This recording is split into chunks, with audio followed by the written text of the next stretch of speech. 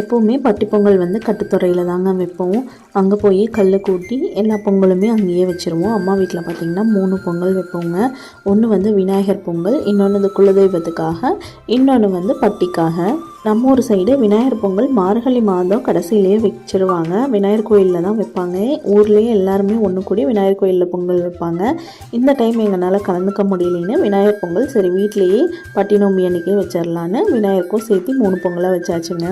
எப்போவுமே 1-2 பாத்திரமாக ஸ்கூட்டிலேயோ நடந்து கொண்டு போயிட்டுருப்போம். இந்த டைம் எல்லாமே கார்லேயே 800லேயே ஏற்றி கொண்டாந்து இறக்கியாச்சுங்க. ஒரே வேலையாக போயிடுச்சு. எப்போவுமே சாயந்தரம் 6 மணிக்கு மேலே தாங்க பொங்கல் வைக்கவே ஆரம்பிப்போம். ஆடு மாடெல்லாம் கழுவி முடிக்கவே லேட் ஆயிரும். இந்த டைம் முந்தின நாளே கழுவி எல்லாமே ரெடி பண்ணி வச்சுட்டாங்க.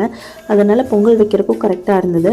அகன்குட்டியுமே ஊருக்கு போகிறேன்னு சொல்லியிருந்தாங்க. அதனால் நேரமே வச்சிட்டோம்னா அவங்களும் பொங்கலில் நல்லா கலந்துக்கிட்டு பார்த்துட்டு கிளம்பிக்குவாங்கன்னு சொல்லிட்டு நேரமே அரேஞ்ச்மெண்ட்லாம் ஸ்டார்ட் பண்ணி 4 மணிக்கே பொங்கல் வைக்க ஆரம்பித்தாச்சுங்க. எல்லாரும் ஆளுக்கு ஒரு வேலையை பார்த்துட்ருக்கா. மாயாக்குட்டிக்கு பொழுது போகல. உடனே சந்தனத்தை எடுத்து கிண்ணத்தில் கரைச்சி அப்பச்சி மேலே ஃபுல்லாக பூச ஆரம்பிச்சிட்டாங்க.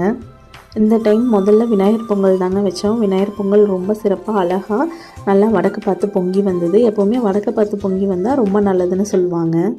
அகன்குட்டியை தான் கூட்டிகிட்டு போய் அங்கே தோட்டத்துக்குள்ளே போய் சமாளிக்கிறதுன்னு இருந்தோம். அவங்களுக்கு விவரம் தெரிஞ்சு பார்க்குற முதல் பொங்கல்னால எல்லாம் என்னமோ பண்ணுறாங்க அப்படின்னு சொல்லிட்டு ஆள் சைலண்ட்டாக துருன்னு பார்த்துக்கிட்டே இருந்தாங்க. ஈவினிங் டைம் தூங்கவும் இல்லை.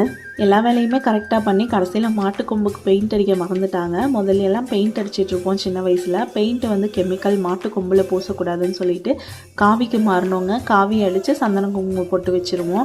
இந்த டைம் காவியும் வாங்க மறந்தாச்சு. என்ன பண்ணுறதுன்னு தெரியல. டக்குன்னு மாயா குட்டி வந்து சந்தனத்தை கரைச்சது ஞாபகம் வந்தது. சரி அவங்க தான் சந்தனத்தை ஃபுல்லாக கரைச்சி வச்சுருக்காங்களே, அதை அப்படியே மாட்டுக்கொம்புக்கு பூசிடலான்னு இந்த டைம் மாட்டுக்கொம்புக்கு ஃபுல்லாக சந்தனம் பூசி குங்குமம் வச்சுருந்தோங்க. இந்த அலங்காரமும் நல்லாவே இருந்துச்சு, வாசனையாகவும் இருந்துச்சு. அடடா இத்தனை நாளாக இந்த ஐடியா தோணலையே அப்படிங்கிற மாதிரி தாங்க இருந்துச்சு. ஏன்னா பெயிண்ட் வந்து ரொம்பவே கெமிக்கல். அதை போய் பசுமாட்டு கொம்பில் அடிக்கிறது ரொம்பவே தவறுன்னு நாங்கள் நினைக்கிறோம். காவி தான் பூசிகிட்டு இருந்தோம். இப்போ காவியை விடவே இது பெஸ்ட் ஆப்ஷனாக இருக்குது சந்தனம் பூசுறது. நிறையா மாடு இருந்தால் நிறையா மாட்டுக்கு சந்தனம் பூசுறது கொஞ்சம் கஷ்டமான வேலையும் தான். ரேட்டும் கொஞ்சம் ஜாஸ்தியாகும். அப்போ காவி அடிச்சுட்டு போய்க்கலாம். நம்மளை மாதிரி 2 மாடு இருக்குங்கும்போது கொஞ்சம் தான் சந்தனம் பிடிக்கும். அதனால் ஈஸியாக பூசிக்கலாங்க.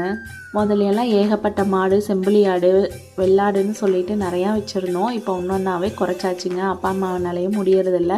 தினந்தோப்பை பார்த்துட்டு அப்படியே இருக்கும். வீட்டு செலவுக்களவாக மாடு வச்சுருக்கோம். ஆனால் இந்த பொங்கல் அப்போ சொல்லிகிட்டு இருந்தேங்க, கண்டிப்பாக அடுத்த வருஷம் செம்பிளி ஆடு எல்லாமே வாங்கிடணும். அப்போ தான் வந்து நிறைவாக இருக்கும் மாட்டு பொங்கலுக்குன்ட்டு. அம்மாவும் சரினாங்க. அடுத்த வருஷம் என்ன நடக்குதுன்னு பார்க்கலாம். சிறப்பாக பொங்கல் எல்லாம் முடிச்சுட்டுங்க. மாட்டுக்கு எல்லாமே தளவு கொடுத்துட்டு அந்த பொங்கலில் வந்து கொஞ்சமாக கரும்பு சக்கரை போட்டு கொடுப்போம். நிறையா கொடுத்தோம்னா மாட்டுக்கு டைஜஸ்ட் ஆகாது.